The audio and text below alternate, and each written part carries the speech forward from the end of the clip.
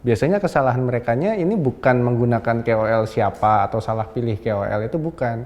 Biasanya itu brand salah dalam menentukan target audience. Nah, akhirnya ujung-ujungnya jadi ya KOL-nya jadi nggak relevan gitu kan. Nah,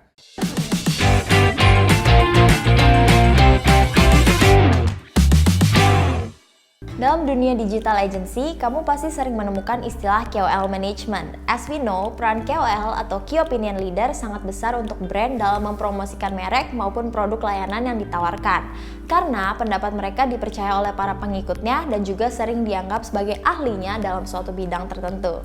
Sementara KOL management adalah perusahaan yang menangani dan membantu serta mengarahkan para KOL agar bisa menjadi agen pemasaran yang baik, sehingga pesan promosinya tersampaikan secara baik kepada target market yang telah ditetapkan oleh perusahaan, terutama audiens dari para KOL itu sendiri.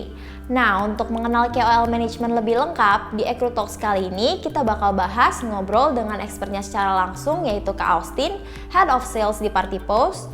Kita akan bahas KOL management mulai dari cara kerja, tantangan, hingga influencer. Nah, sebelum lanjut nonton, jangan lupa untuk subscribe dan nyalakan post notification di bawah ya, biar kamu nggak ketinggalan video Ecru TV menarik lainnya.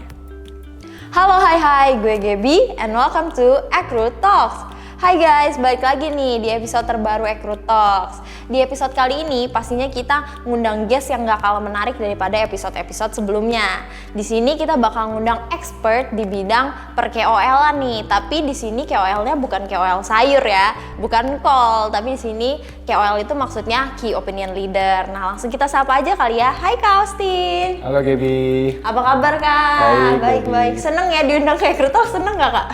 Seneng dong. Oke, seneng. Masa nggak seneng? Nah, Kak Austin sendiri ini adalah Head of Sales dari Party Post. Nah, perlu kamu ketahui, Party Post ini adalah KOL management salah satu yang terbesar di Indonesia yang berfokus pada influencer marketing. Nah, maka dari itu di video kali ini kita bakal ngobrol-ngobrol lebih lanjut seputar tips jitu memilih Key Opinion Leader bersama KOL management Party Post. Langsung masuk aja kali ya ke sesi ngobrol-ngobrol nih Kak. Jadi pertama mungkin apa kabarnya nih Kak Austin? Baik ya. Masih produktif nih di pandemi ini. Kira-kira ngapain aja nih Kak kesibukannya? Masih produktif, kesibukannya yang pasti ya kerja ya. Ngurusin keluarga, main sama keluarga lah, spend time sama keluarga juga alhamdulillah masih ada waktunya. Oke, jadi mungkin balance ya antara kerja terus juga kehidupan pribadi, jalan terus nih Kak. Oke. Nah, boleh diceritain sedikit nggak sih Kak perjalanan karir Kak Austin mungkin dari awal sampai akhirnya bisa berkecimpung di dunia KOL. Oh baik, pengalaman kerja ya berarti ya. Lumayan menarik sih kalau ngomongin pengalaman kerja ya, karena kalau ngomongin dulu saya ngapain aja, jadi shopkeeper di sebuah toko juga pernah. Terus saya juga pernah jadi kredit analis di suatu bank internasional gitu kan. Terus saya juga pernah kerja sebagai sales di media online tepatnya. Lalu saya juga pernah kerja di perusahaan telekomunikasi. Terus saya juga pernah kerja di perusahaan marketing teknologi, penyedia teknologi platform untuk para marketer supaya bisa komunikasi dengan customer-nya mereka gitu. Terus ya saya juga banyak pengalaman lumayan di advertising solution. Kita nyebutnya advertising technology. Jadi itu salah satu advertising solution yang biasa digunakan oleh para marketer juga. Sampai tiba saatnya saya pernah ditawarin untuk handle influencer marketing platform. Ya saat ini saya di Party Post akhirnya sibuknya. Oke, lumayan variatif ya Kak perjalanan karirnya nih, nggak langsung tiba-tiba berkecimpung di dunia KOL gitu. Nah, mungkin langsung aku masuk ke topik nih, yaitu kan tadi tentang Key Opinion Leader ya Kak. Pertanyaan pertama yang aku pengen tanya ini mungkin banyak orang juga yang pengen tanya nih, apakah KOL itu sama dengan influencer nih Kak? KOL sama dengan influencer. Kalau KOL ya dari kata-katanya ya, Key Opinion Leader-nya. Biasanya kami nyebut KOL itu adalah mereka yang punya keahlian di bidang tertentu ya. Misalnya seorang dokter punya keahlian dalam bidang kesehatan. Jadi apapun statement atau informasi yang keluar dari seorang dokter harusnya bisa diterima dan cukup valid infonya kalau beliau berbicara tentang kesehatan gitu kan. Tapi kalau seorang influencer itu biasanya yang tidak teridentify punya keahlian tertentu, biasanya mereka yang memang bisa menginfluence orang-orang di sekitarnya karena perilakunya mereka, karena kegiatan sosialnya mereka mungkin. Jadi pada saat mereka punya pendapat atau opini akan sesuatu, itu biasanya didengar oleh orang-orang yang di sekitarnya. Oke, jadi mungkin kalau influencer berarti seseorang itu tapi nggak perlu certified di salah satu bidang, cuman punya kemampuan untuk nge-influence audiensnya gitu ya? Betul. Oke. Nah, seberapa penting sih Kak KOL untuk sebuah brand? Jadi pentingnya KOL bagi sebuah brand adalah brand ini membutuhkan KOL untuk menyampaikan pesannya ke target audience mereka gitu kan. Kenapa seorang KOL yang dipilih? Contohnya misalnya brand tersebut punya produk obat-obatan. Berarti harusnya yang cocok untuk menyampaikan message dari brand ini adalah mungkin seorang dokter gitu. Karena lebih relevan pasti gitu. Oke.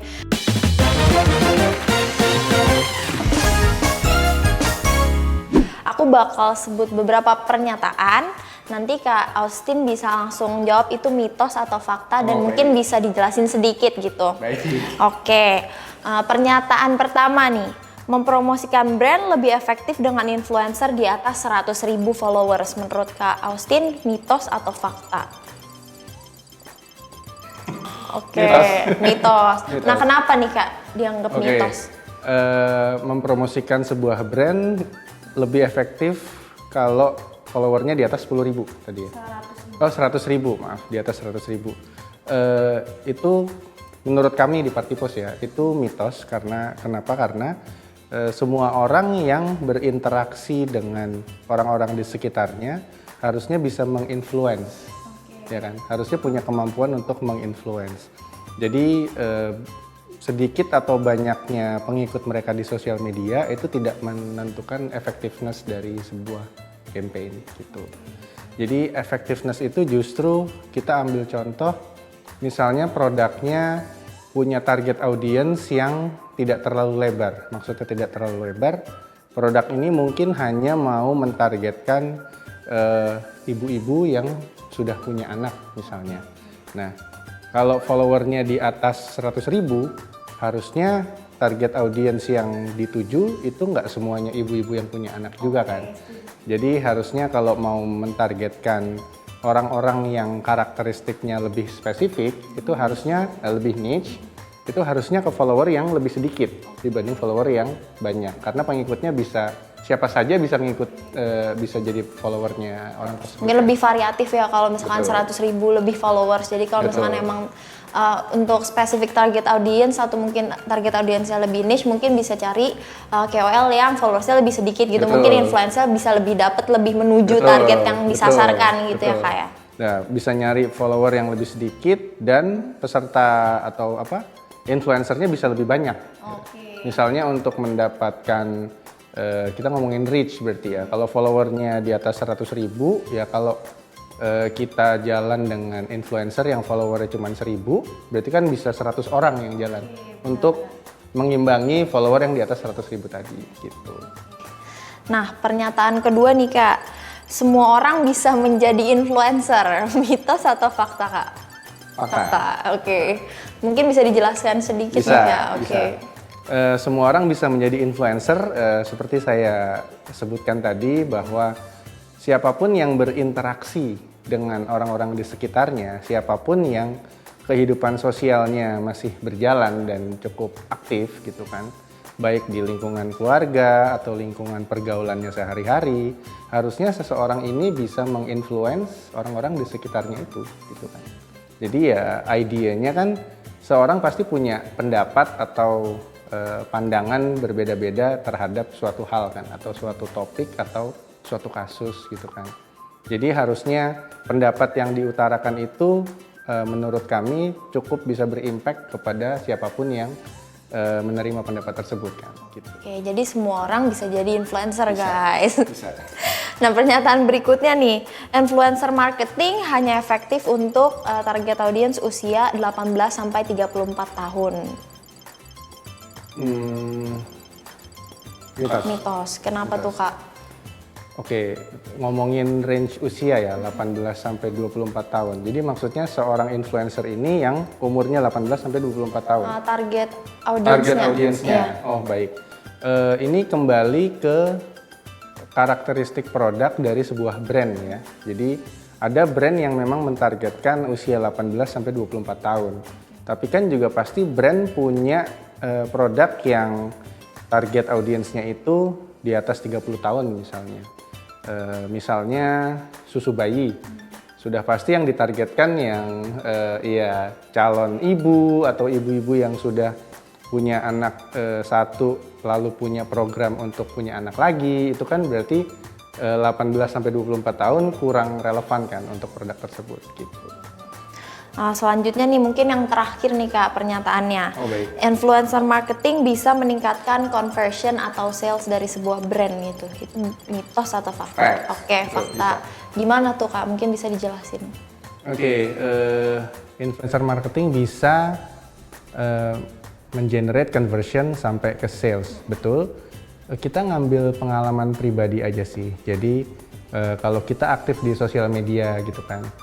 Misalnya aku suka fashion misalnya, terus aku punya keinginan untuk beli barang tertentu gitu kan, beli baju, pakaian, celana atau sepatu gitu kan. Nah, saya mungkin melihat satu postingan teman saya di sosial media gitu kan, lalu saya tertarik gitu kan. Jadi biasanya postingan pertama itu sampai di level awareness kan, saya aware akan produk tersebut. Lalu mungkin untuk menggiring saya ke level consideration untuk sehingga akhirnya saya membeli, itu mungkin saya butuh ngelihat 3 kali, 4 kali, sampai 5 kali postingan tentang brand tersebut gitu kan. Baru saya akhirnya sampai ke level consideration dan akhirnya saya make decision untuk membeli produk tersebut akhirnya gitu.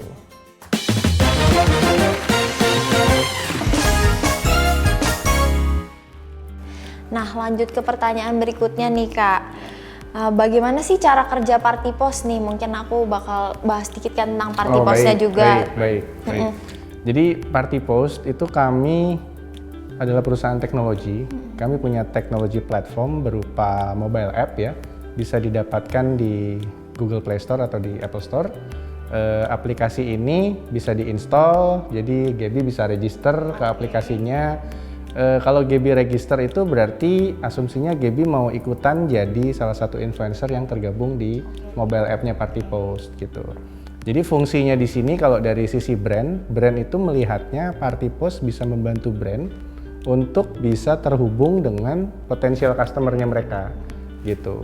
Jadi layaknya perusahaan teknologi yang lain ya, seperti transportasi online ya, kalau boleh kasih inisial brand yang inisialnya G gitu kan. Transportasi online itu kan menghubungkan driver dengan penumpang gitu kan. Nah, Party Post menghubungkan brand dengan customer-nya sebenarnya. Melalui KOL yang ada di Party Post. Influencer marketing platform. Nah, user atau pengguna aplikasi Party Post ini yang notabene memang customer dari sebuah brand, itu akan menyampaikan pesannya si brand ke customer lain gitu. Jadi kita nggak ngomongin influencer dulu nih, kita ngomongin brand terhubung dengan customernya. Nah, cara kerja kami adalah customernya si brand ini yang akan menyampaikan message-nya si brand ke customer lain. Oke, paham. Nah, terus ada pertanyaan juga nih Kak, influencer seperti apa aja sih yang ada di Party Post gitu? Mungkin dari range followersnya atau gimana bisa dijelasin? Oh, baik. Jadi yang tergabung di Party Post ini kami nyebutnya everyday people atau orang-orang biasa. Karena gitu kan customers tadi ya, dari customer dari brand-brand. Kan mereka customer yang tergabung dalam suatu mobile app, di mana mereka mau menyampaikan pesannya brand ke teman-teman atau keluarganya mereka. Jadi ya bisa dibilang ya mereka influencer berarti kan. Nah, mereka ini rata-rata followernya ya ada yang 500, 1000, ada yang 5000, di atas 10.000 juga ada, di atas 100.000 juga ada followernya di sosial media. Berarti siapa aja bisa gabung juga Betul, di Party Post? siapapun bisa join ke app-nya Party Post. Lalu nanti brand kan tapi pasti punya requirement tertentu ya, persyaratan misalnya brand minuman dingin gitu kan, Mereka butuh pria, wanita, usia 25 sampai 35, minimum follower 500 gitu misalnya, atau minimum follower 1000. Nah, buat pengguna app-nya Party Post yang merasa match dengan requirement tersebut, mereka akan daftar ke campaign-nya untuk selanjutnya diseleksi oleh brandnya. Gitu. Oke, nah teman-teman di rumah mungkin ada yang tertarik nih mau Betul. join Party Post, bisa Silahkan, langsung register join. ya. Oke. Tidak ada ruginya. Oke, gosok-gosok Untung berhadiah. Iya, buat additional income Iya, untung ya. betul, Lumayan. betul. Nah, terus ada pertanyaan berikutnya lagi nih Kak. Mana yang lebih efektif, brand mencari KOL secara mandiri atau menggunakan KOL management nih, seperti Party Post mungkin? Oke, mana yang lebih efektif? Kalau efektif ini direlevansikan dengan budget spending, maka harusnya ngerjain sendiri ya. Oke, karena Harusnya nggak perlu cari bayar sendiri, lagi. betul. Cuman mungkin brand mikir kalau nyari sendiri, pasti mereka punya taskings atau kerjaan lain yang harusnya bidangnya mereka bukan nyari KOL gitu kan. Makanya brand memutuskan untuk ada vendor untuk manage pencarian KOL-nya sampai ke content submission-nya gimana, approval-nya segala macam gitu kan. Jadi kami di Party Post itu sebenarnya membantu brand untuk bisa terhubung dengan ratusan ribu pengguna app-nya Party Post, di mana mereka bisa easily connect kan sebenarnya, bisa dengan mudah mendapatkan orang-orang yang mau menyampaikan message-nya mereka ke target audiensnya mereka. Terus selanjutnya setelah mereka ini mau jalankan campaign dari sebuah brand itu, brand pasti punya kesulitan untuk melakukan approval terhadap konten yang mau diposting oleh si influencer ini kan. Nah, di sini kan Party Post punya dashboard, di mana brand tinggal masuk ke dashboardnya, lalu nyeleksi konten mana yang boleh diposting. Jadi satu pintu nih. Mungkin kalau nggak ada platform seperti Party Post ya, brand itu misalnya mau jalanin campaign dengan 1000 orang. Kalau pakai manual way berarti mungkin mereka ada WhatsApp group, 10 WhatsApp group mungkin. Tiap WhatsApp group ada 100 orang untuk ngelakuin content submission gitu kan. Jadi itu lebih efektif dari sisi budgetnya. Mereka boleh aja kalau mau memutuskan untuk melakukan hal itu gitu. Tapi kan dari sisi waktu mungkin mereka bisa melakukan pekerjaan yang lain yang mungkin bikin strategi kampanye seperti apa gitu kan. Itu harusnya bisa dilakukan sendiri oleh brand gitu. Jadi kalau melalui KOL management mungkin lebih efektif dan efisien kali ya, karena kan benar-benar lewat satu pintu doang, brand tinggal mengakses lewat platformnya Party Post mungkin kayak gitu ya. Betul. Jadi balik lagi sesuai brandnya, kebutuhannya juga. Kalau misalkan emang pengen mengurangi budget ya udah disesuaikan aja. Oke. Dan kalau kalau tidak ada bantuan dari platform seperti Party Post, mereka misalnya jalan dengan 100 orang aja, mereka harus distribute payment-nya ke 100 orang masing-masing kan. Kalau ada yang membantu mereka seperti Party Post ini, mereka tinggal bayar ke Party Post yang distribute payment-nya, betul. Okay. Terus aku juga pengen nanya nih Kak, apakah seorang influencer yang pernah mempromosikan brand kompetitor akan menjadi pertimbangan kayak brand itu untuk memilih influencer itu sendiri? Betul. Nah ini pertanyaan yang cukup menarik ya. Jadi ada kumpulan brand yang mereka mau jalan dengan influencer yang tidak pernah bekerja sama dengan brand kompetitor mereka. In reality kita hidup dengan multi brand.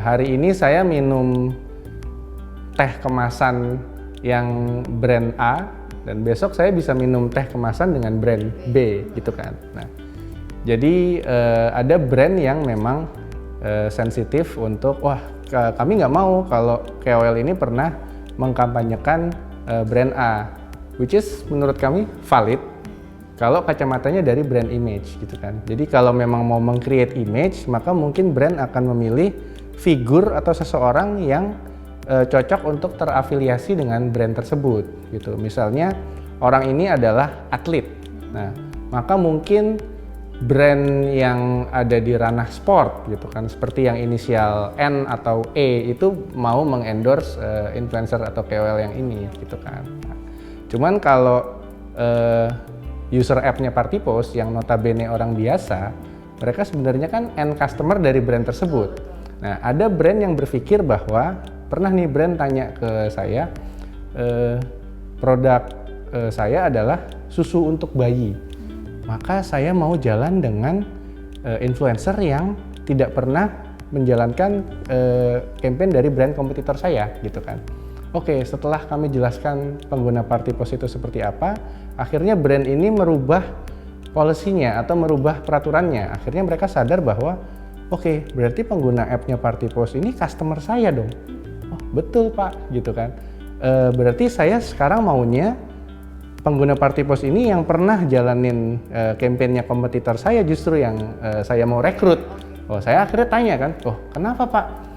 Karena kan saya mau rebut pasar dari kompetitor saya, gitu kan. Nah, valid, bener kan? Kan saya mau merebut pasar. Kalau memang dia pernah menjalankan campaign dari kompetitor saya mau jalan sama mereka. Karena mereka customer saya sebenarnya, gitu. Jadi ya, dua-duanya tidak ada yang benar, tidak ada yang salah. Tergantung tujuan dari campaign-nya apa, gitu. Oke, lanjut ke pertanyaan berikutnya nih Kak. Apa aja sih kesalahan umum yang dilakukan brand saat menggunakan KOL?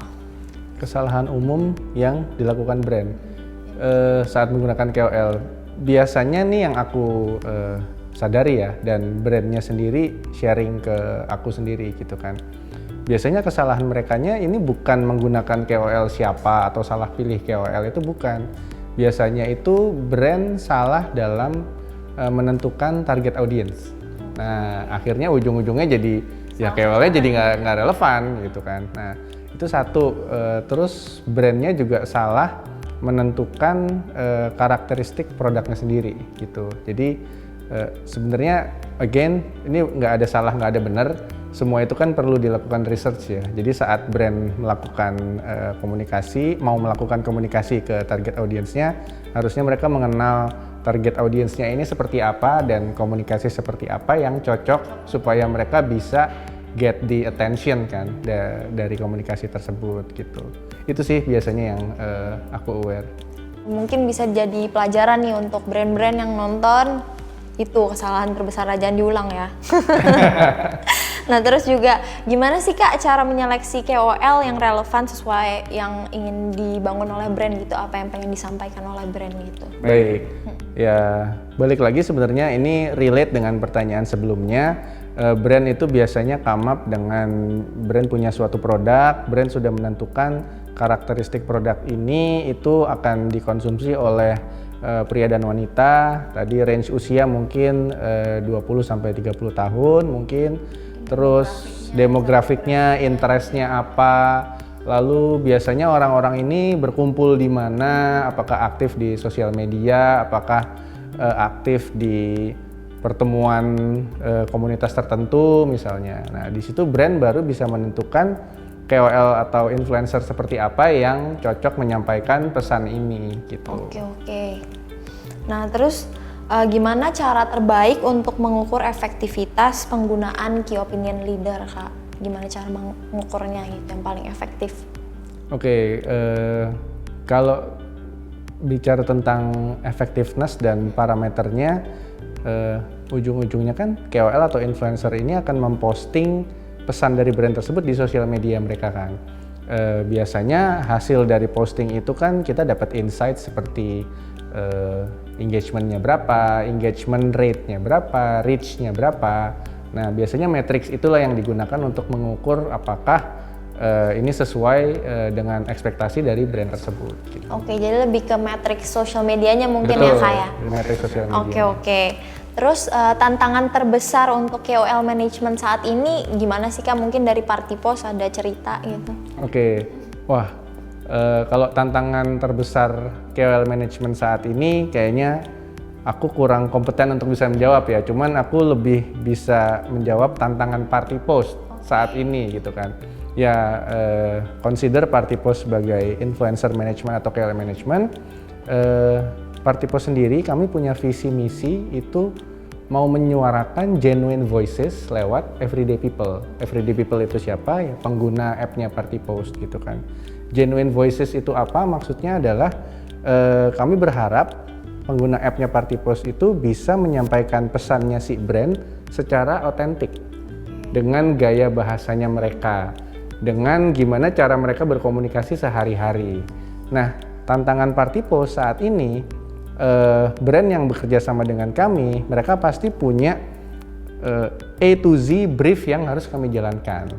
Nah, sayangnya, sorry to say, dari A to Z brief itu membuat pesan yang disampaikan oleh pengguna app kami jadi tidak terlalu otentik. Oke, jadi kurang organik. Karena gitu di mungkin. drive, betul kan? Karena di drive harus ngomong apa gitu kan. Nah, tantangan kami adalah bagaimana kami convince atau bagaimana kami come up with ideas sehingga pesan tersebut jadi lebih otentik. Sehingga audiens yang menerima message tersebut bisa lebih relate dan trust-nya juga lebih dapat gitu. Setuju Kak. Oke, mungkin gitu ya tantangan terbesarnya. Nah, terus mungkin ini udah masuk ke sesi akhir nih. Ini pertanyaan terakhir nih untuk Kak Austin. Baik. Tips untuk brand atau perusahaan untuk memilih influencer yang tepat tuh gimana Kak? Mungkin bisa diberikan gitu dari Kak Austin. Oke. Tips untuk perusahaan atau brand untuk memilih influencer yang tepat. Again, saya harus ingatkan, dan ini juga diskusi dengan beberapa brand yang menjadi klien kami di Party Post ya. Kami make sure lagi apakah karakteristik produknya sudah sesuai, sehingga target audiensnya pun sesuai dengan karakteristik produk tersebut, sehingga influencer atau KOL yang mereka pilih untuk menyampaikan pesannya juga relevan dengan produknya gitu. Biasanya memang bantuan dari platform atau penyedia KOL dan influencer seperti Party Post ini bisa come up with suggestion di mana brand ini cocoknya jalan dengan influencer dengan karakteristik seperti ini gitu. Karena kami yang memang punya data dan informasi tentang influencer yang ada di platform kami kan gitu. Oke, jadi kalau di Party Post sendiri tuh nggak cuma menjadi platform tapi juga bisa ngasih suggestion gitu ya Kak ke brandnya mungkin dalam memilih KOL ini supaya nggak salah gitu mungkin juga gitu ya Kak. Betul. Nah, kita udah berakhir, udah ada di sesi akhir acara nih teman-teman. Sedih banget ya mungkin, tapi obrolannya mungkin menarik ya. Nah, aku juga pengen makasih nih sama Kak Austin udah hadir di Ekro Talks kali ini. Seneng banget kita kehadiran Kak Austin dan Party Post. Nah, semoga pembicaraan kita pada hari ini bisa bermanfaat nih buat teman-teman di rumah. Mungkin teman-teman yang pengen jadi influencer bisa langsung join Party Post. Terus juga mungkin bagi brand-brand mungkin tadi dikasih juga beberapa tips dari Kak Austin mungkin dalam memilih influencer. Nah, untuk teman-teman di rumah yang lagi cari pekerjaan, mungkin teman-teman bisa langsung daftar rekrut dan mendapatkan berbagai peluang pekerjaan melalui www.rekrut.com/signup. Nah, gue Gaby. Saya Austin. See you. Bye-bye.